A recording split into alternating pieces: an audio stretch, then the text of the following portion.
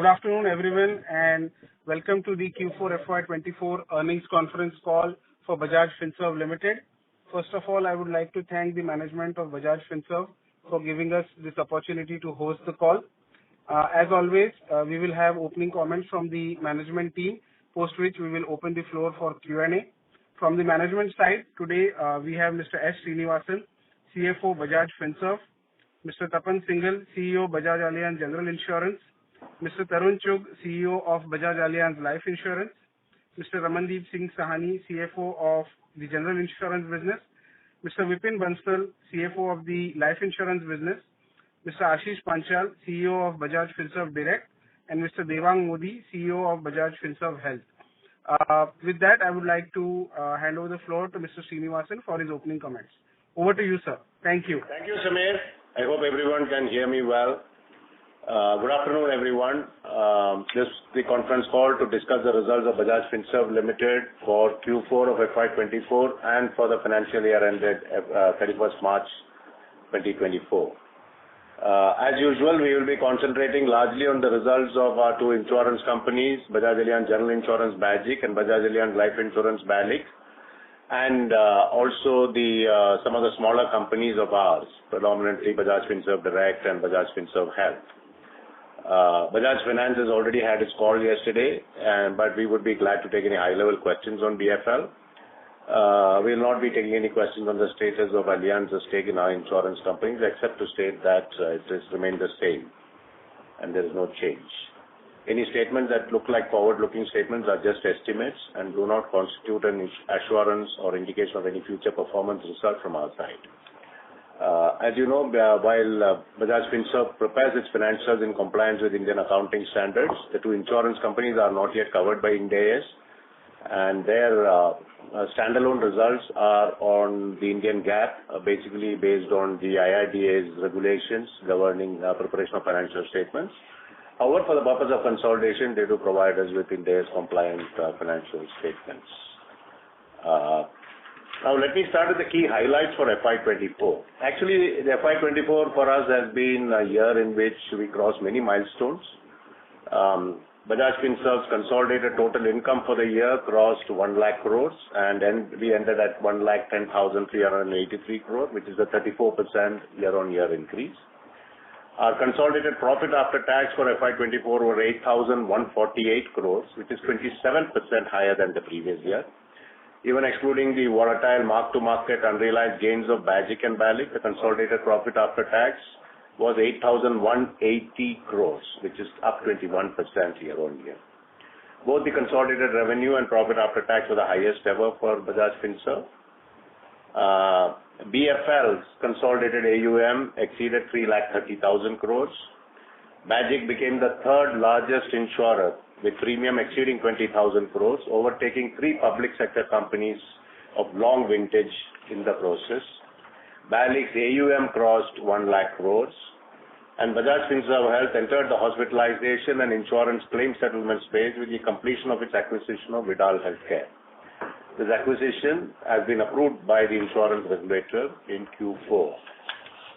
Bajaj Finserv AMC ended the year with an AUM of 9,552 crores, a tad under 10,000 crores, just 9 months after the launch of its first fund. Let me give you a brief update on the Vidal acquisition. In the previous quarter, we said that Bajaj Finserv Health has entered into an agreement to acquire Vidal Healthcare Services, and Vidal Healthcare Services in turn own Vidal Healthcare TPA, a registered third-party administrator under the insurance regulations. This transaction has been completed and the payment for the acquisition has been made in April 2024. Bajaj Finserv Health shall now work from the next quarter over the integration of the business and utilization of the Vidal network and offerings for its customers. The acquisition of VHC significantly augments the capabilities of our healthcare venture in the digital healthcare space, empowering it to provide services to insurance companies, employers and governments, and will also enable them to cover all customer segments through products, managed care offerings, outpatient services, inpatient hospitalization and claims management, and digital platforms. Between Bajaj and Bajaj Finserv Health, we now have the toolkits needed to become a meaningful player in the healthcare services space. Devang, the CEO of Finserv Health, is with us in this call to take any questions you may have on this acquisition on Finserv Health strategy. Let me now start with the highlights of our consolidated financial results for Q4, which have been put up in our press release a while ago. Our consolidated total income for Q4 up 36% at 32,042 crores, compared with 23,625 crore in Q4 of FY23. And the consolidated profit after tax, a 20% increase at 2,119 crore versus 1,769 crore in the same quarter of the previous year. As I mentioned earlier, since the insurance companies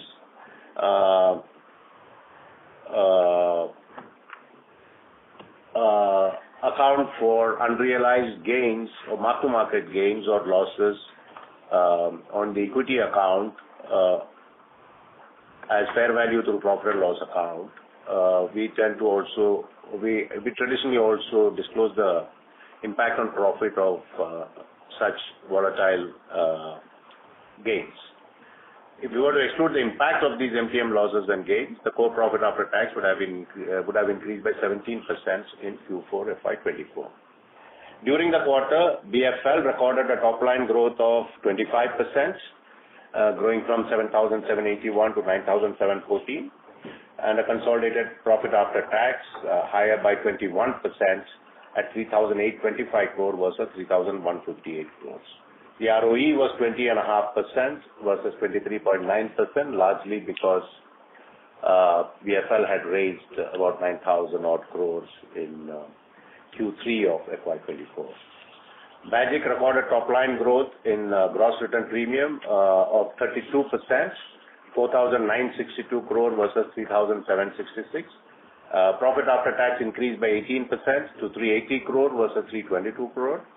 And the ROE was 3.6% versus 3.4%. The combined ratio, as measured as per the IRDA's master circular on financial statements, was 101.6 versus 97.3% in the same quarter of the previous year. Bajaj recorded a top-line growth of 27%, with gross written premium increasing to 8,183 crore in the quarter, compared with 6,434 crore. Profit after tax higher by 321%, from 26 crore to 106 crore. More importantly, the NBV increased by 16% from 415 crore to 480 crore. More about these companies in the rest of my presentation. Going to the business update on the performance for Q4 and FY24, the external environment was generally favorable for the insurance sector. Some of the challenges to growth posed during the post-pandemic period also receded compared to the previous year. Positive regulatory developments in the insurance sector aimed at attaining insurance for all by 2047 continued in FY24. All this created a conducive market for both the life and general insurance sector, and we remain optimistic that the industry will continue to grow given the favorable macros, regulatory changes, low penetration, and relatively positive consumer sentiments. Coming to Bajaj. Before I get into performance, I want to mention that our claims reserving triangle and the claims pay triangle has been included in our investor presentation. You may note that for the last few years, we have been doing that once a year, as is the practice in the market. And of the total reserve, we have had a favorable development of about 8%. Bajaj continues to be well reserved. Bajaj continues to balance growth with profitability and consistently delivers a superior combined ratio versus the industry. It continued its growth momentum, recording above market growth in Q4 as well as all of FY24. Headline gross domestic premium income increased 32.3% during the quarter, well above the industry, which includes private and public multi-line players, growth of 10.9%. And in FY24, its growth of 33.5% was higher than the private sector's 17.5% and the industry's 14.2%. The market share increased to 8.3% in FY24 from 7.1% in FY23, which is more than 100 basis points improvement. Even excluding the tender-driven bulky government health and crop line, the growth for Bajaj is 13.34% as compared to the previous quarter, but it's in excess of the industry growth of 11.5%. GDPI grew by 20.4% for FY24, excluding the tender-driven businesses, versus the private sector's 16.4% and the industry's 13.3%. This market-leading growth was contributed mainly by commercial, 14%, group health, 46%, retail health, 11%, and miscellaneous, 95%. On the bottom line, the industry has been significantly impacted by NatCat events this year, and as you know, larger companies tend to have a greater exposure to NatCat events, especially those which have a higher book of commercial and corporate businesses. We experienced 8 events, mainly North Indian flood, Sikkim flash flood, Tamil Nadu flood, cyclone events such as Cyclone Biparjoy and Michong during the year, as only one flood event in the previous year. The combined ratio for the quarter was higher at 101.6 as against 97.3% in Q4 of FY24. The higher ratio is on account of higher claims during the quarter. The combined ratio improved to 99.9% in FY24 versus 100.5% in all of FY23, notwithstanding a NatCat claims of 118 crores, which is net of reinsurance and reinstatement premiums. The profit after tax for the quarter has grown at a healthy level of 18% from 322 crore to 380 crore, and it was higher by 15% for the full year from 1348 crores to 1550 crores. The higher PAT is attributable to better investment income. Excluding the impact of NatCat claims, the growth in profit would have exceeded 20%. Growth in motor insurance during the quarter was muted. It was 9% for the year, partly because of Bajaj's tight focus on writing only preferred categories of business and in line with new auto sales growth of 10%. Bajaj continues to adopt a conservative stance on commercial vehicles underwriting. While motor still continues to dominate the business mix, other significant movements in FY24 included significant increase in government health mix by 13%, decrease in crop insurance mix by 4%, against the previous year, attributable to more prudent selection of the areas where we wanted to participate. In particular, Bajaj continues to be conservative in writing large volumes of commercial vehicle insurance, where the growth is only 3% for the year. The claim ratio was 70.3% in Q4, as against 66.4% in Q4 of FY23. The claim ratio was higher than previous on account of higher claim ratio in health and motor TP segments, partially offset by lower commercial and crop claims. Claim ratio for the full year, however, at 73.8%, ex-NatCats at 72.5%, was marginally better than last year at 72.9%. As we highlighted earlier, the earned premium takes time to catch up when the growth is strong, like we have seen with Bajaj. The NEP growth this quarter was 18% as against 13% in the previous quarter and 11% on a yearly basis. Over the next 6 to 9 months, the premium that we wrote till now will get earned. However, new premium based on the growth we will achieve in FY25 will also get that funded. Bajaj's AUM, including cash, crossed 30,000 crores during the year, growing by 12% to 31,196 crore as at March 31 versus 27,809 crore as on 31st March 23. The advance premium from long-term policies was 1,829 crore at 31st March 2024, which is higher by 26% over March 2023. As we mentioned before, many of the new initiatives which Bajaj invested in over the last 18 to 24 months, including focus on smaller tier towns, distribution expansion, doing more with bank insurance partners, and strong presence in large ticket corporate segment has resulted in this performance and will continue to contribute in the coming quarters, we hope. Bajaj was further able to capitalize on its strong presence in smaller towns and rural areas during FY24.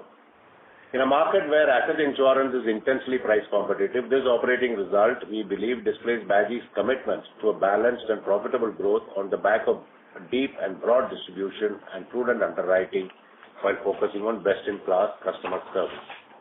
In summary, an excellent quarter for Bajaj in terms of top-line growth and satisfactory profitability. I must, however, reiterate that insurance is a long-term business and we remain steadfast in our commitment to drive profitable growth, create sustainable value, and always prioritize the interest of our policyholders. I will move to BALIC next. During the quarter, BALIC continued a strong market-beating growth trajectory and reported an individual rated premium growth of 17% against flat industry growth and private sector industry growth of 2%.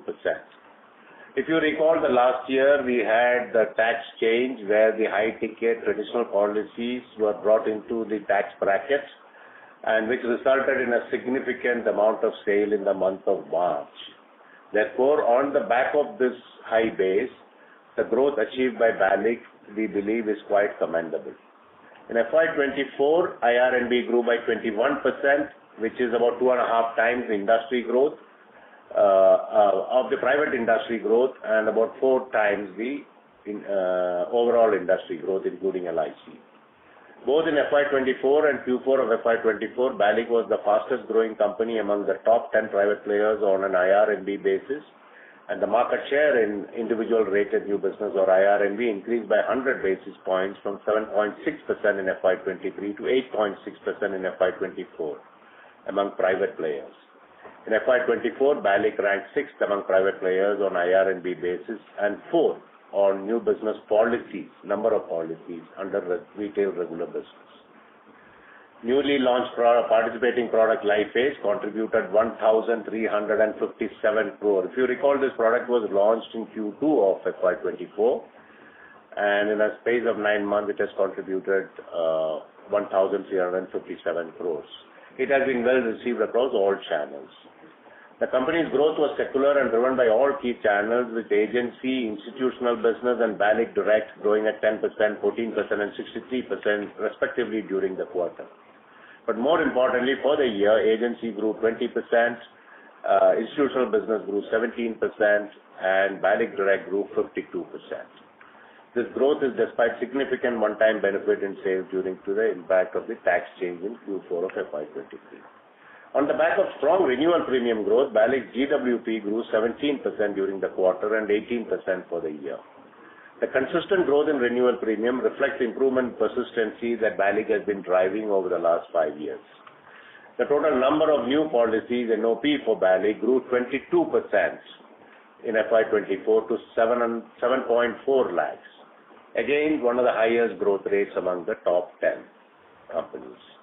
During the quarter, BALIC's NBV, new business value, grew by 16% from 415 crore to 480 crore. Clearly, when they have grown better than market, they will get the benefit of operating leverage in Q4, and that is reflected in the higher growth of NBV.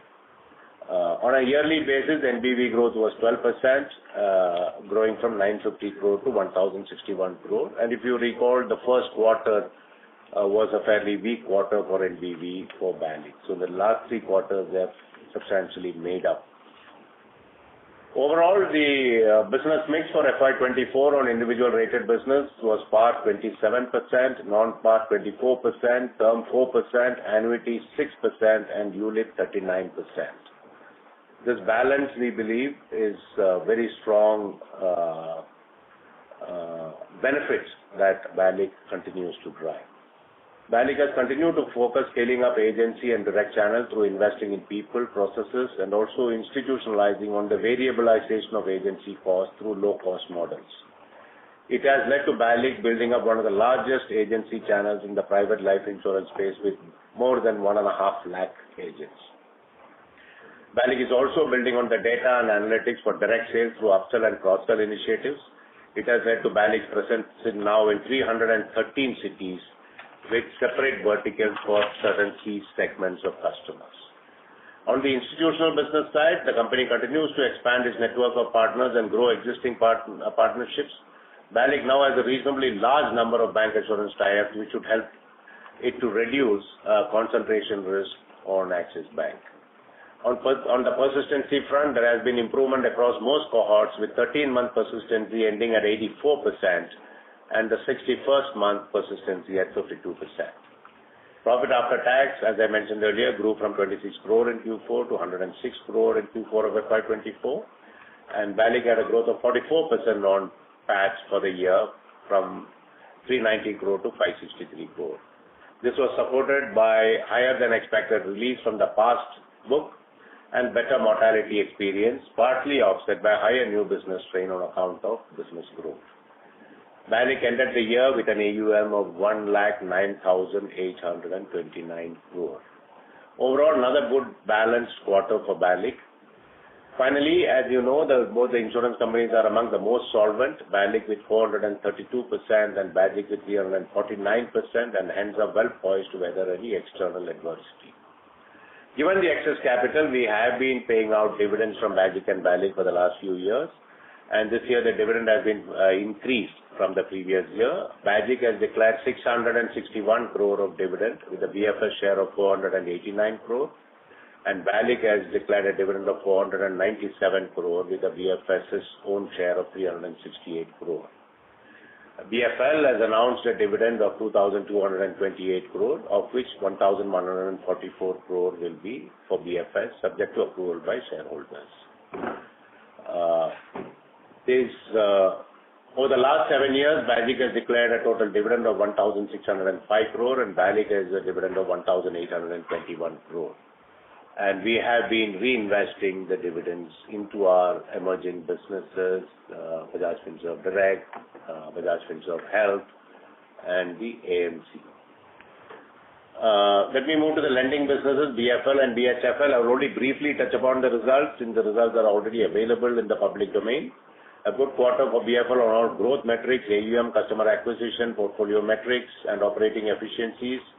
For rural B2C business, growth continued to be muted at 6%, which was planned due to the elevated risk and which has been called out by Rajiv Jain in his investor calls over the last 2 quarters.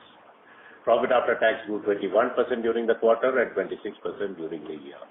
Customer acquisition, 32.3 lakh new customers, disbursed 3.6 crore loans, and added a record 1.45 crore new customers in FY24, the highest ever till date, as against 2.96 crore new loans in FY23, which is a growth of 20%.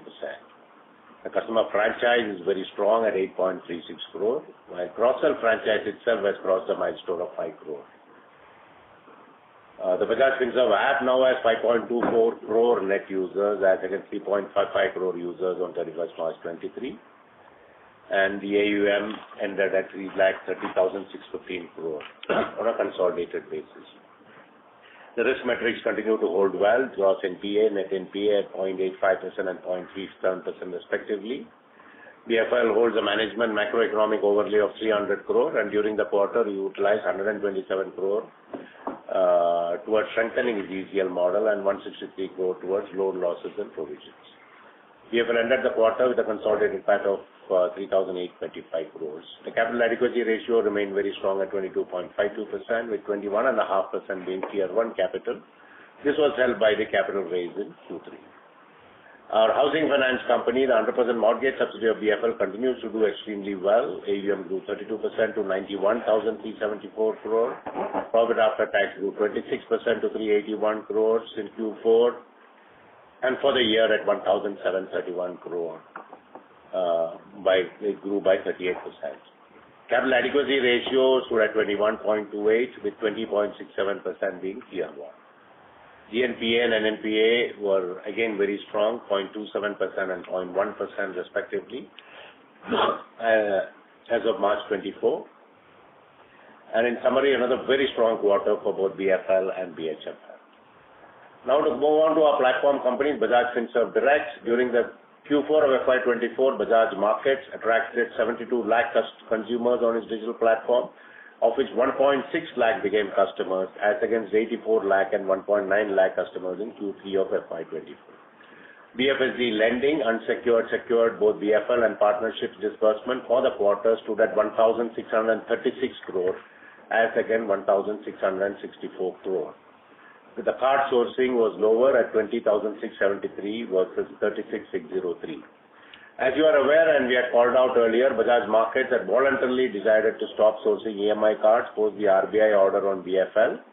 After correction of the deficiencies pointed out, BFL has already applied to RBI for a review, and as soon as RBI allows, Bajaj Markets will also resume sale.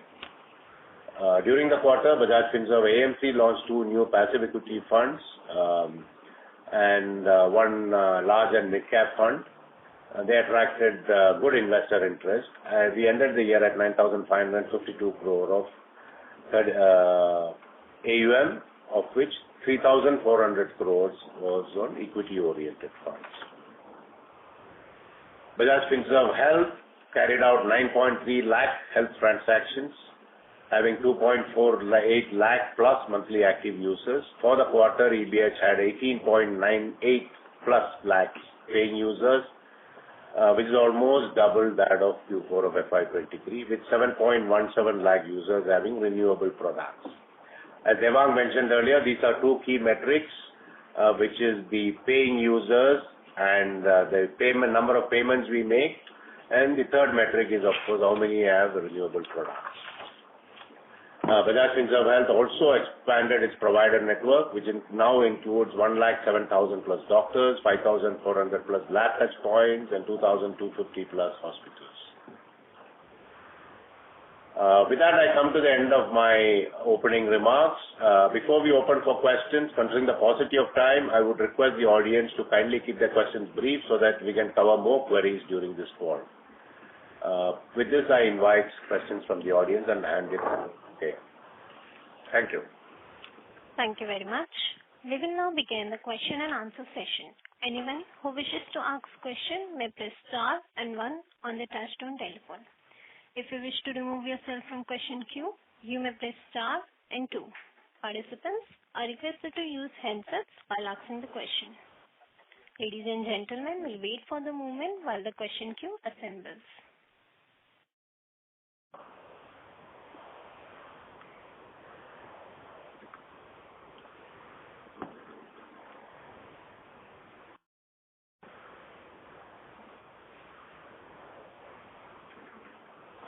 First question is from the line of Swarna Mukherjee from B&K Securities. Please go ahead. Hi, sir. Thank you for the opportunity. A couple of questions from my side. First, I wanted to ask about the Bajaj segments. So, I think when we look at how the exit growth rates have been in the different segment, I think retail lines are looking slower. Much of the growth has come on the back of commercial lines and tender-driven businesses. So, just wanted to understand, first of all, what kind of challenges or enhanced cost of acquisition, etc., you are seeing in the industry in these retail lines, which is preventing you to accelerate the growth. For example, motor OD loss ratio, if I see for the full year, is around 64%. Would it be the range you'd like to operate at, or can there be further headroom for growth in this? So if you can give us some sense on which areas you want to focus on in FY25 to drive growth in the GI business. That is the first question. And also wanted to hear your comments on the higher expense ratio that we reported for this quarter in Bajaj.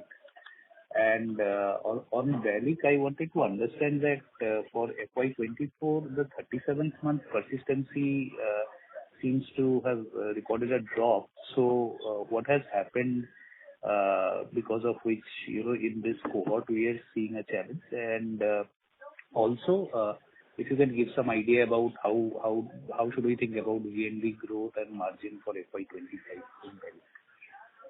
Yeah, thank you for that.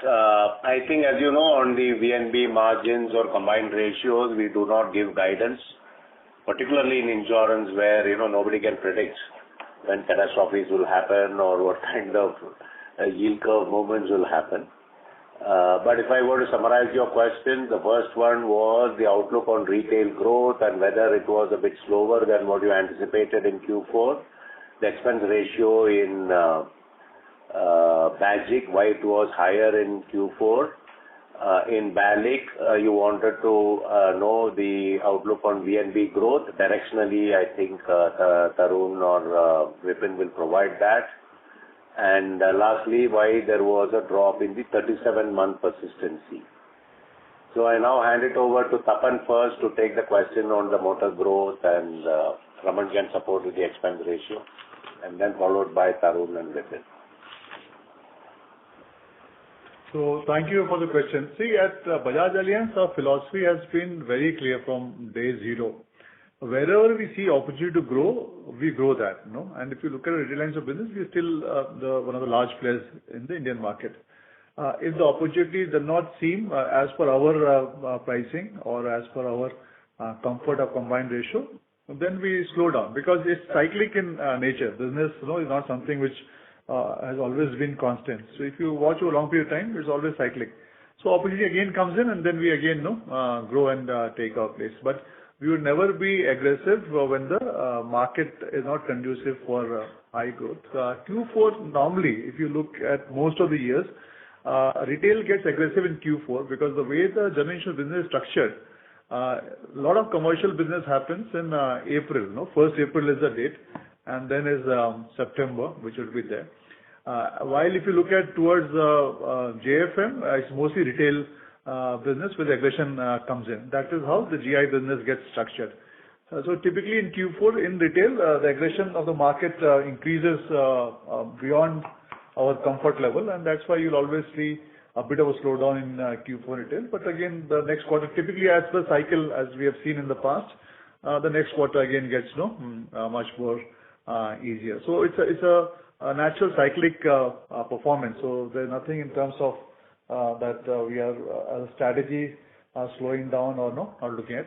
Wherever the opportunity comes, and we saw opportunity, like you rightly mentioned, in commercial, we did that. We saw opportunity in, we look at a Q4 growth, it's over 30%. It's much over the market growth of 12% and Q4. So it's about close to three times. Like it's actually a much higher growth than the market. So the company, I would say, has done very well in terms of Q4 growth, in terms of the positioning where it is. Retail, obviously, as I mentioned to you, it's over aggressive, then we tend to slow down. That's the answer on how it looked like.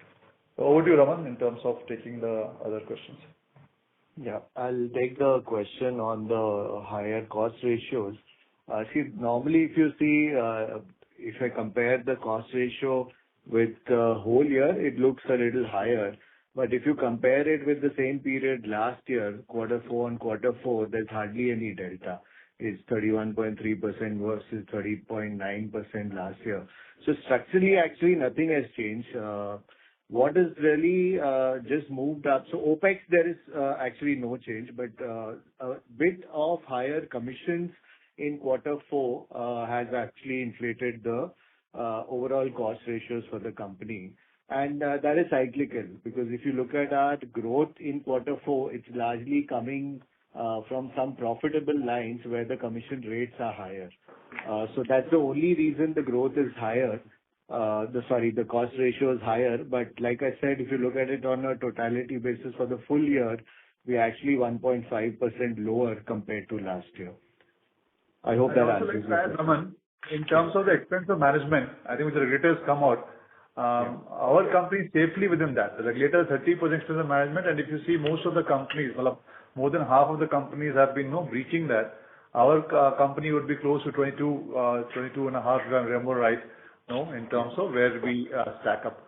So if you look at in the industry, we will be one of the most efficient companies in expense of management, which has come together, and you compare that, that would be among one of the best in the industry.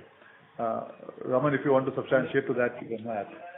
Yeah, you're right. The actual number is 22.7%, which gets reported to IRDA. So we are well within the regulatory norms. Understood, sir. Just a quick follow-up on the first one, sir. We were getting feedback that the competitive intensity in the motor OD side is possibly seeing some better than. Do you also see similar trends or in the micro markets which you are focusing on? See, if you look at it, the worry for the industry is TP. There has not been a TP price hike for some years, and in TP claims there are inflations. I think, and motor TP constitutes a reasonable sum of business.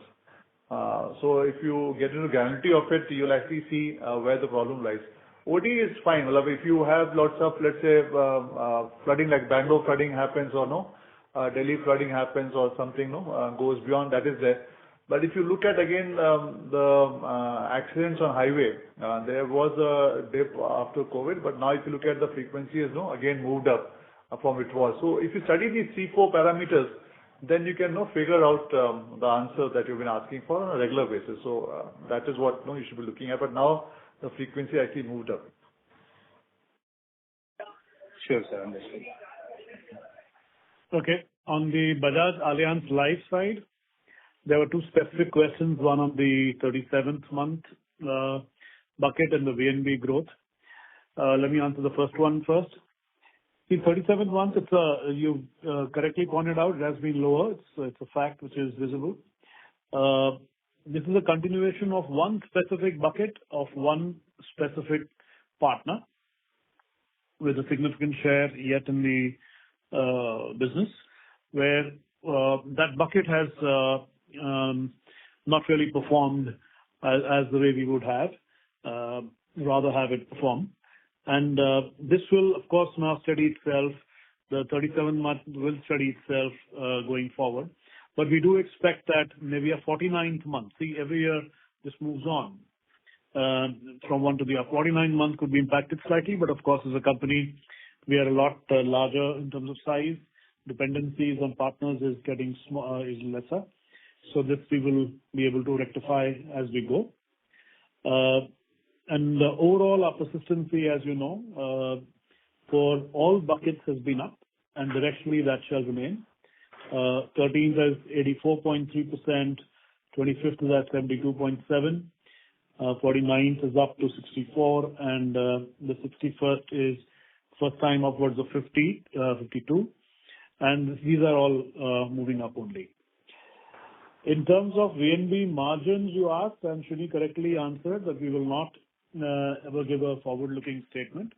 But directionally, I can tell you know about the history of the company. The company has had a turnaround in the last 5 to 6 years, and we've moved into positive territory on margin about 5-6 years back. And the direction is only up as we now have a steady scale, a steady product mix.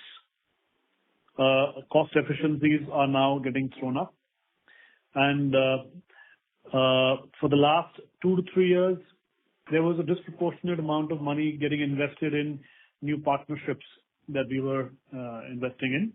Hence, here on the story will remain positive. Of course, you have to, as Srini also pointed out, you can't be 100% sure about the way the yield curve is going to be. The non-par funds particularly get impacted by that.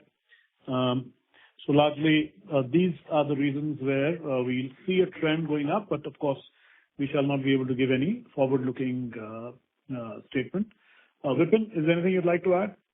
No, I think just on the persistency to re-emphasize, if you go previous year, 25th month was down by about 2% odd. And it's a flow like Tarun mentioned. So last year it was 25th month, this year it is 37th, and next year probably 49th may have some. So it's a book we acquired about 3 years back and that's flowing through. But otherwise we don't see any stress on our persistency. It's been improving.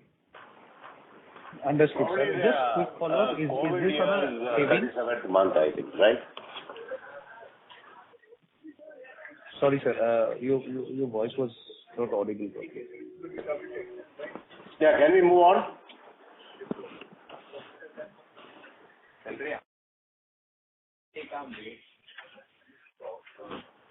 Thank you.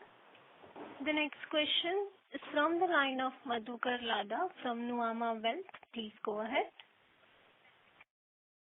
Hi, good afternoon, and congratulations on a good set of numbers. So, two quick questions from me. On the motor side, I noticed that there have been some good reserve releases for Bajaj in the latter years. So if you look at sort of FY21 onwards, the reserve releases have been quite good. So, can you sort of explain what's happening over there? And second, on life insurance, there is some chatter that the regulator is reconsidering, on the surrender charges regulation. So they had floated a draft and then rolled back a large part of it. And now I think there is some talk of again implementing maybe part of it or in whole, or I don't know. So I'd like to get some color from you on that aspect as well. These would be my two questions. Yeah. Tapan, would you like to take a question on motor? Yeah, I'll take that, Srini. Yeah. So if you look, you're absolutely right that the reserve releases are more in the recent years, and that's what naturally happens. If you look at the TP claims, the way it works, most of the claims reporting happens in the 4-year period, and that's why if you see that the entire development is almost done in 4 to 5 years. So wherever you'll see releases happening, hence tend to happen nearer, which is, less than 4-year period. And that's what you are seeing in our trends also. So it all depends on how, the development happens. And our experience has been in 4 to 5 years, about 70-80% of the claims get intimated. And that's why the release is happening more in the recent past. If I were to add to Raman's statement, if you look at the paid to ultimate, we probably are one of the lowest among the top companies, even after 5th or 6th year on the motor TP book. So we are fairly comfortable there. Right.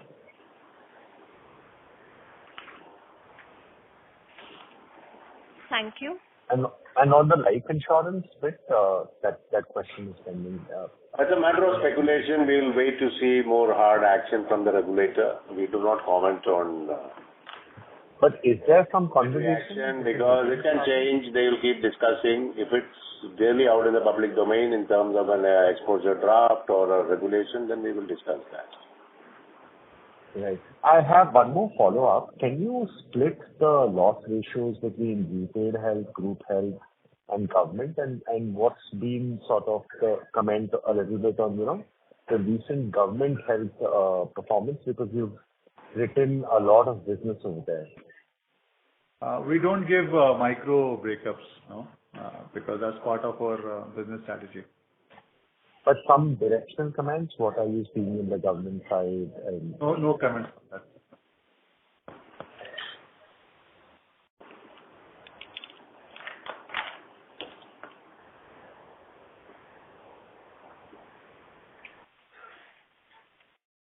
Thank you.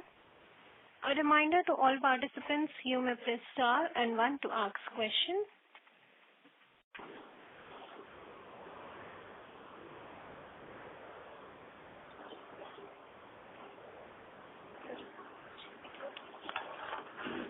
The next question is from the line of Supratim Datta from Ambit Capital. Please go ahead. Thanks a lot for the opportunity. So the first question that I had was, on the motor TP front, like you pointed out, that, we haven't had a price increase. However, this year we have seen, the loss ratios improving at an industry level there.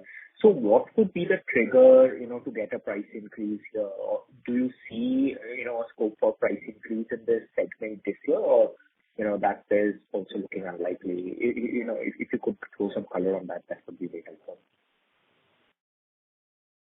Okay. So for motor TP, the way you have to look at it is, the awards, like Raman mentioned just previously, it takes 3 to 4 years to develop, So if you look at the current award trend and how it's moving, and the frequency which is moving up in terms of number of road accidents on death, and the way court judgments are coming, I think when you start putting that together to see that if the same price would sustain in the future or not, because it's a long tail business. In a short tail business, it's pretty more comfortable to look at pricing, in a year's time. But in long tail business, you have to put a lot of factors to see, let's say 3 years from now or 4 years from now, will this price be sufficient or not, or how is it moving? That is how this gets done by actuaries, and then it is presented. What you look at is the book as of today. I think that is where this kind comes, and that's why previously, if I see COVID, the frequency actually dropped during COVID, and we all know what happened. That time the motors were not driving, and then post-COVID it started moving up. Now, if there's a drop in frequency again, the roads had become better.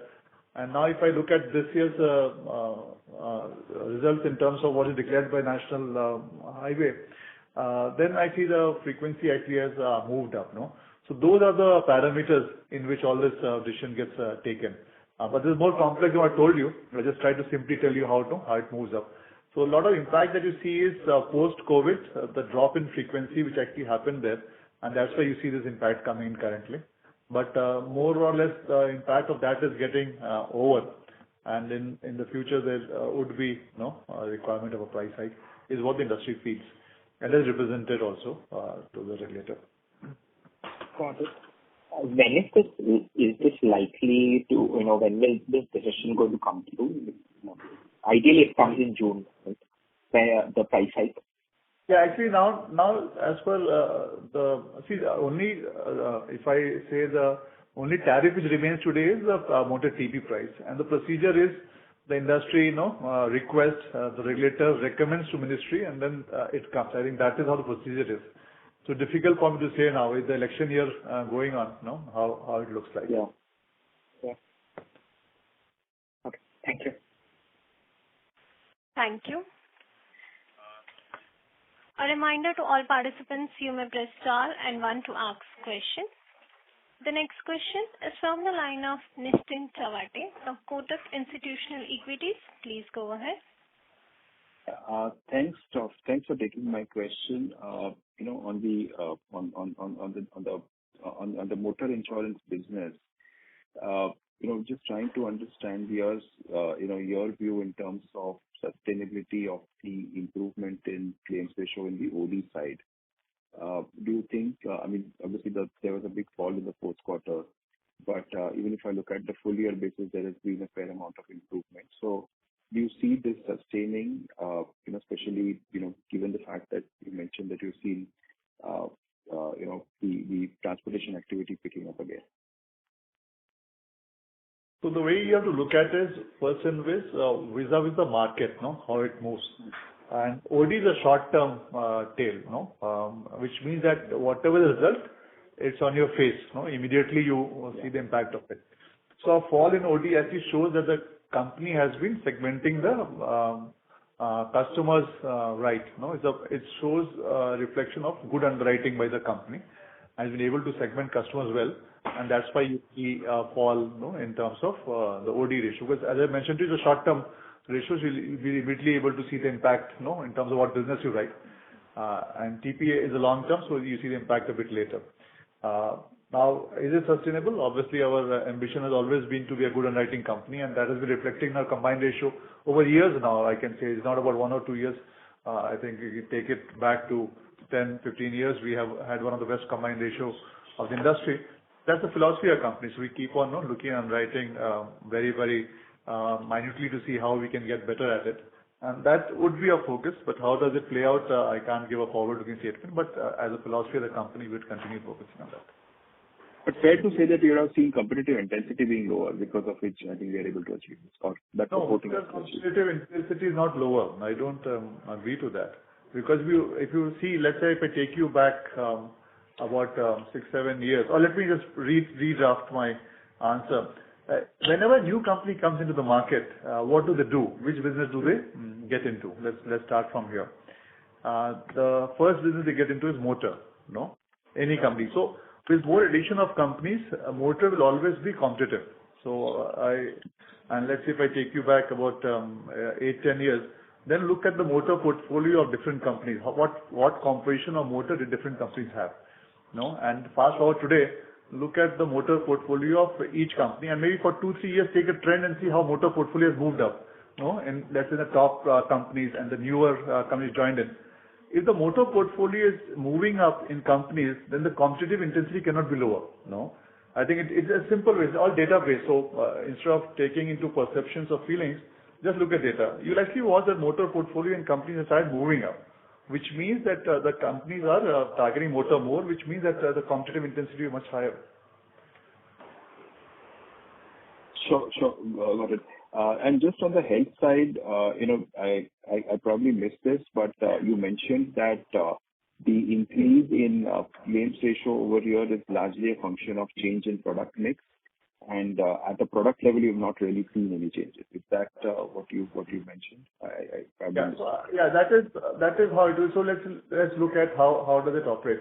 if you see retail business, retail business has now any business in GI business would have three components.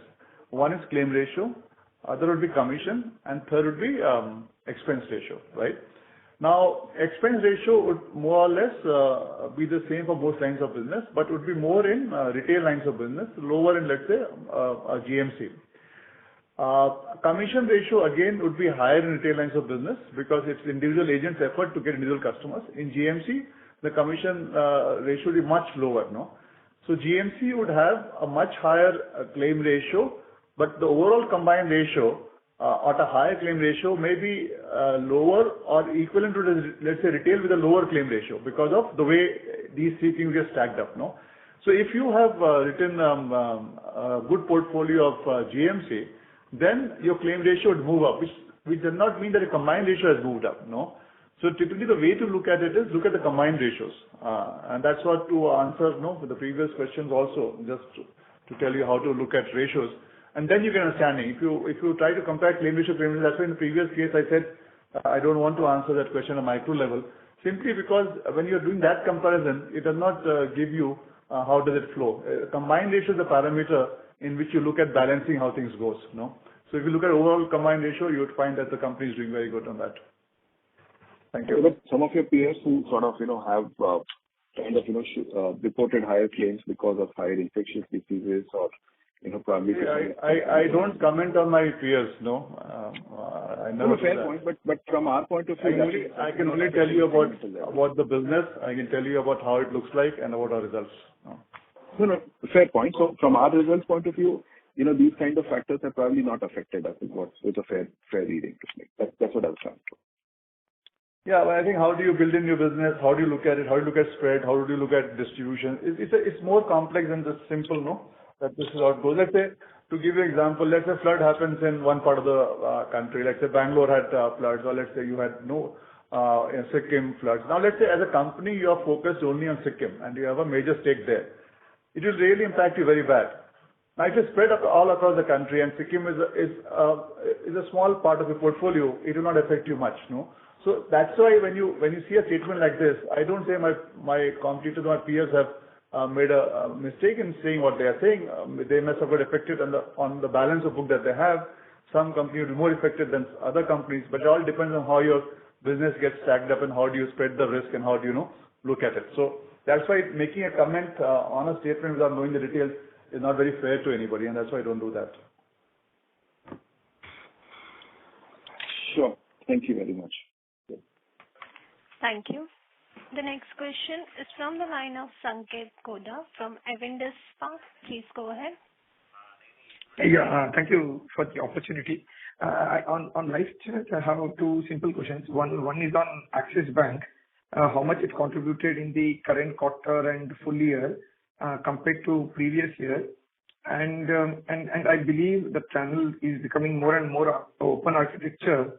So to counter that challenge, what we are trying to do means I see in the fourth quarter our direct channel has done phenomenally well. So the answer to that could be direct channel or any other channel diversification will play a role.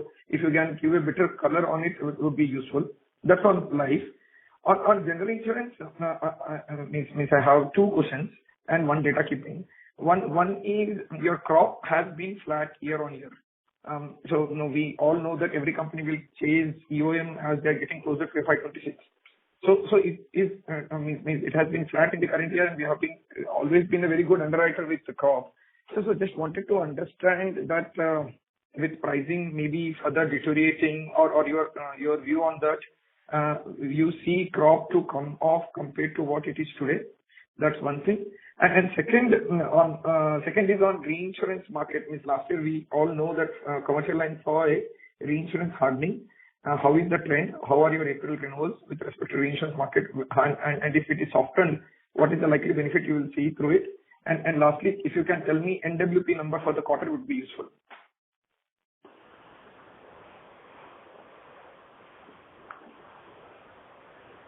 So let me start with the life insurance question first. So you asked about Axis Bank. Right. See that it's been our stated policy. You heard me consistently, and we are clear about the way we are going. When we started off, Axis used to be almost 35 to 40% of our business. Steadily, it's been coming down. Last year, FY 2023, it was 25%. This year, it is 23%. In Q4, we grew the company at 17%. Axis grew by 14%, so lower than the company. So the intent is, of course, at the same time, let me also just tell you this, that yes, it is going to be getting into multiple architecture, but I do feel that if you look at the customer acquisition and also the current space in Axis, there is a lot more yet to be done. Despite the fact that we still had 28% of Axis share, despite the fact that they have their own subsidiary. And Axis grew faster than its peer banks, if you look at the numbers in the bank assurance space. So overall, it's been very beneficial to Axis having an open architecture. And I guess that continues. Yeah, but our market share in Axis has remained stable compared to last year. Sorry, yeah, so yeah, it has been stable at the same level as last year. Okay. Yeah. So, but I do not expect that it will. I mean, they're adding more players, but I guess that the pie is going to get bigger. And when we do our bank assurance tie-ups, that's really what we bring to the table. That people, it's not that you do replacement business, but you also do additional business. That's the whole value prop. And I think that's playing out, particularly in Axis Bank's case. And like I said, there is enough there to be done. So Axis will remain a growth space. But having said that, we do not want to have dependency, as they don't want to have dependency on less number of insurers. Similarly, we don't want to have our dependency on one distribution business. So the share of Axis in BALIC and contribution to BALIC will come down, largely because we are growing and we will continue to grow our other businesses. Yes, BALIC Direct from a low base did very well. Our fastest growing business. There were a lot of things that we got right. We got our technology right. We got our data slicing right. We added a defense channel there. We've been able to look at the portfolio management channel, how we handle wealth customers differently, all that which we'd invested in, and we used to talk about it on our calls. All that has gone well and directionally shall remain our fastest growing channel. Will it keep growing at the same pace? No. Will the company intend to grow faster than BALIC as a company versus our peers, faster than the others? Absolutely. What numbers are going to be, I can't, of course, say it as of now. What we are additionally doing is that we are adding new business models. And we are adding new branches, tier 2, tier 3, and even in tier 1. See, traditionally, while most companies got a significant percentage of their business from the top 10 metros or top 10 cities, BALIC's share was not so. That is now falling in place, but there is still, even in tier 1, there is a lot of business for us to take. And now that we have more and more banks, tier 2 and 3 as well will be adding more branches. And that is going to give us a footprint, that is going to give us more agency, more business direct, more servicing capabilities of branches of our bank partners. We last year have added quite a few bank partners as well. These are smaller banks, of course, not the size of an Axis or an IDFC or a Bandhan for that matter, but a lot many. So that is all that is a steady pace it's been happening. Growth shall remain consistent and stronger than the rest of the industry that we are clear about. And dependency of one channel shall be reduced. That's a stated policy of the company. Perfect. Thank you. And maybe on life skills, on group protection, I just wanted to understand your view. Means we have declined for the full year. and it is muted for the quarter. So what are the course correction has to happen with respect to the product has happened and we expect to see a revival going ahead, or you see the competitive intensity is still there and pricing is not appropriate, so you will be little cautious in conducting that business? No, Sanket, so that's a good question. You're right, we did struggle this last year on group. It was more because we had dependency on only 2 or 3 partners really, and they were disproportionate size. Same issue we're trying to defray in retail, of course. Group being a relatively smaller business for us, our dependency was very high, and we directionally though have and 1 or 2 of our partners haven't really performed well due to various reasons, which I don't need to really get into. And Q2 and Q3, as you know, we did degrow actually in group, but we were back to growth numbers in Q4, and we expect this to go ahead in a trajectory which is only positive. And we're doing that by diversifying into more partners, more segments. We're already quite strong in MFI. NBFC is something that we are steadily getting stronger. Mortgage, insurance, personal loans. There's a lot more to be done. A lot of these bank partners who are with us, that's a steady place we can anyways, from liabilities also get on the asset side. So that will remain a growth engine for us. And yes, India is a competitive market, so it shall always, I presume no business in India is easy to do. So you will keep seeing that competition growing in this space. Perfect. Thanks for the answer. On general insurance, if you can give the response. Yeah. So on crop, if we recollect, I think, and when we're doing crop, most questions would come that no, a lot of our peers would say that they will not be entering crop business, and no, it doesn't make sense. But I think over years we have proved that crop business makes sense, and we have been able to work hard, deliver on the ground, and been able to do the business on a profitable basis and also on scale. And as we mentioned as a philosophy, very clear, we are an underwriting company and we do business at the price that we are comfortable with. If the price is not to our comfort, we are very happy to let go of business. So we are never into this rush of acquiring business just for the sake of acquiring business.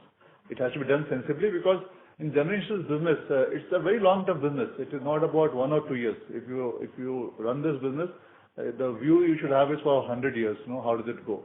And the stronger your balance sheet becomes, the much better as a company you are able to move forward. Balance sheet, underwriting, competence, skill set, and that's how it is. So if you rush into businesses which doesn't make sense, then you spoil your balance sheet. I think that is something which one has to be very careful about, and as a company we see that.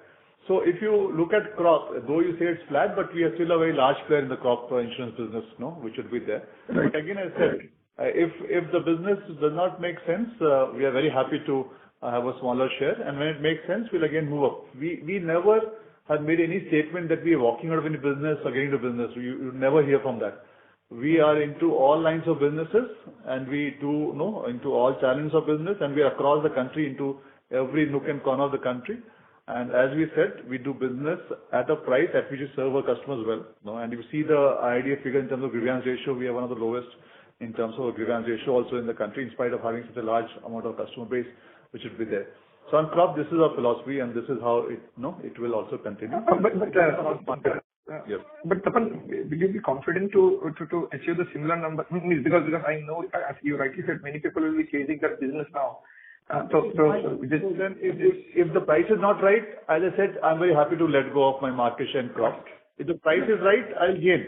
So I can only, it's a tender business, So the next tender, it depends on how the pricing goes, and that's how it will be, So how can you? My confidence is only on one thing, that we will price the business right. Because of this tender-based business means on government health, just wanted to understand. You did very well in the current year. Means given that scale is very big now, you will repeat it. Given if you did not disclose the experience there, but looking at your experience, whether you will repeat that business in the next year, or how is your outlook there? If you look at it, not again new to us. That is the point I've been saying. Government health we have done in the past also. We have done for Jammu and Kashmir. In the past, we've done for Gujarat also. We have done for West Bengal also. No, I think if I remember right, we did for Chhattisgarh also. It's not that it's new to us.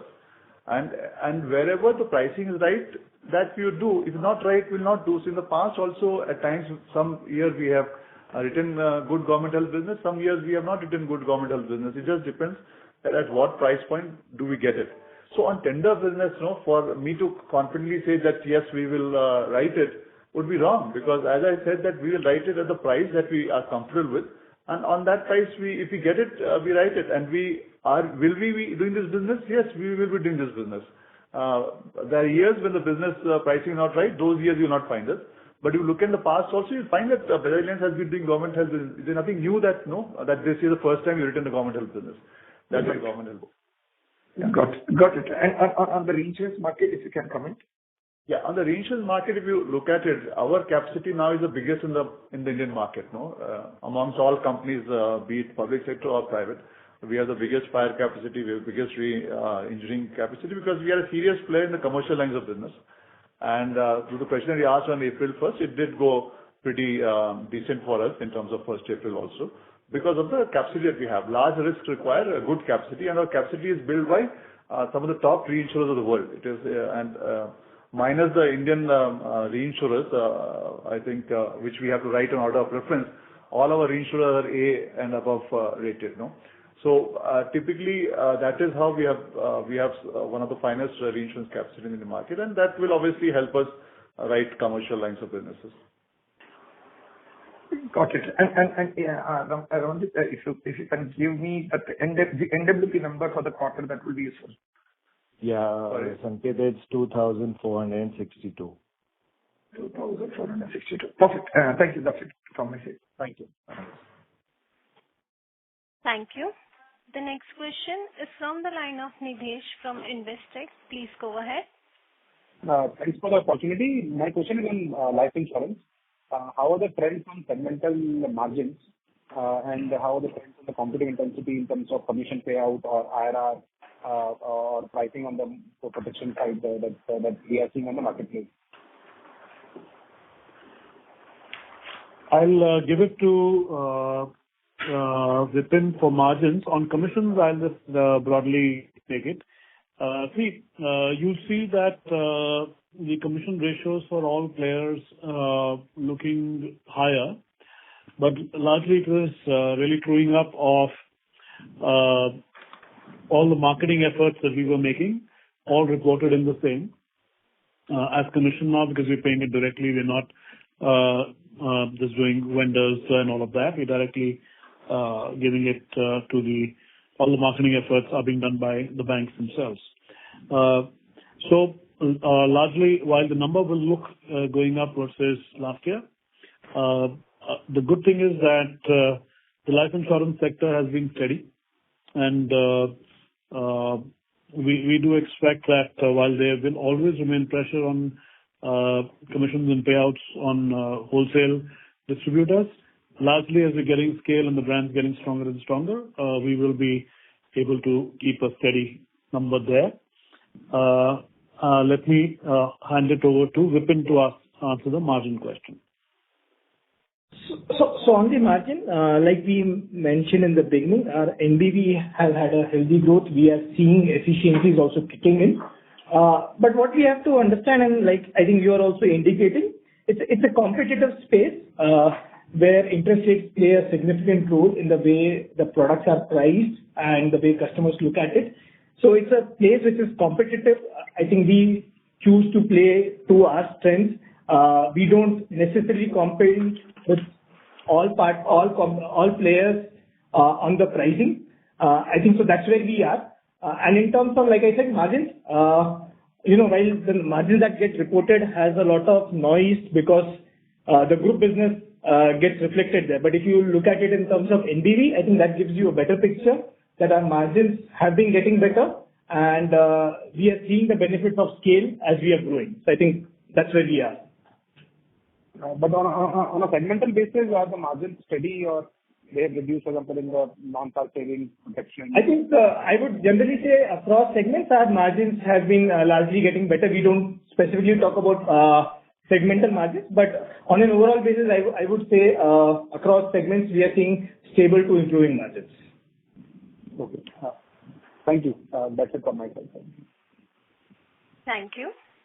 As that was the last question from the participants, I now hand the conference over to Mr. Raghavesh from JM Financial for closing comments. Over to you, sir.